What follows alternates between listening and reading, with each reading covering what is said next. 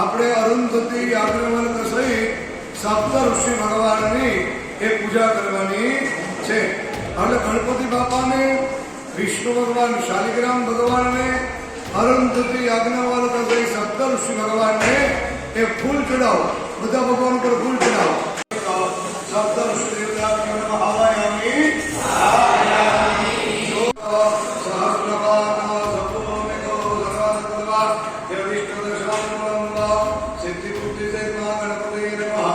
विष्णुवे नमः. अरुंधती याज्ञवल्क सहित सप्तर्षि देवताभ्यो नमः.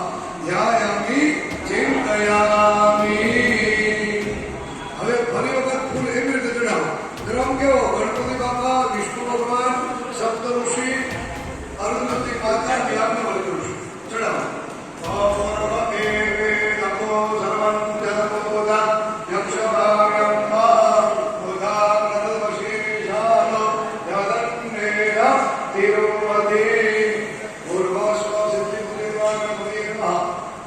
વિષ્ણુવે નમઃ. અરુંધતી યાજ્ઞવલ્ક સહિત સપ્ત.